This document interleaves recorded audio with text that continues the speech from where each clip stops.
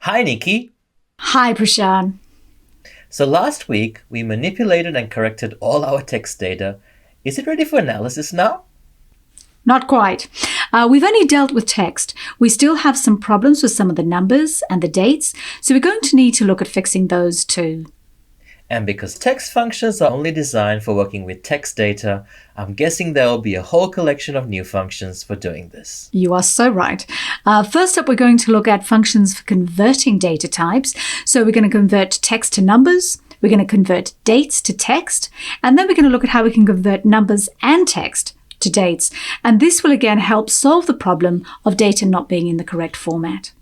I've had that same problem. I downloaded my bank statement, but when I tried to add up all the credits and the debits, I got zero. And it turned out that even though they looked like numbers, they were actually text. Yeah, and that's a great example and exactly the kind of issue we're going to look at fixing. I've also had some strange things happen with numbers and dates. Sometimes I type in a date and I get a random currency value, and other times I type in a number and it converts it to a date. That's quite alarming, but it's not Excel gone mad. The reason is that dates in Excel are really just numbers formatted to look like dates. What do you mean when you say the data is formatted? Formatting means change the way something looks, but not changing its actual value. So for example, 0.5 is the same as 50 cents or as 50%. We've just formatted it to look different, but it's actually the same amount. Dates work very much the same way.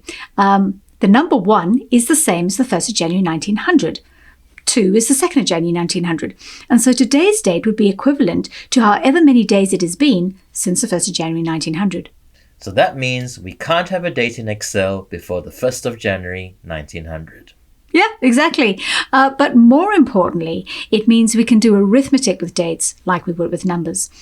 If we take the 1st of Jan and we add 1, we get the 2nd of Jan. Now, that's really useful. And that's the other thing we're going to be looking at this week, performing calculations with our dates. That sounds nice and straightforward. But what about if you want to take into account weekends and holidays, or try and work out the last day of the month, which isn't the same for every month and isn't even the same every year for February? Yeah, and that's where Excel has some really great functions specifically for solving those trickier date problems.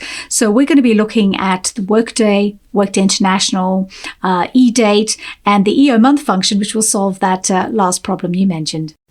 Thanks, Nikki. So another action-packed week. Here are the topics we'll be covering: converting data types, understanding dates and basic date functions, generating valid dates, calculating days between two dates, calculating dates from a given date. Each one has a great training video. Don't forget to download the new workbook for this week, as it's a little bit different to last week. And check out this week's toolbox, which has another quick reference guide and some really useful bonus material, which will help you with this week's practice challenge. Everyone say, wow.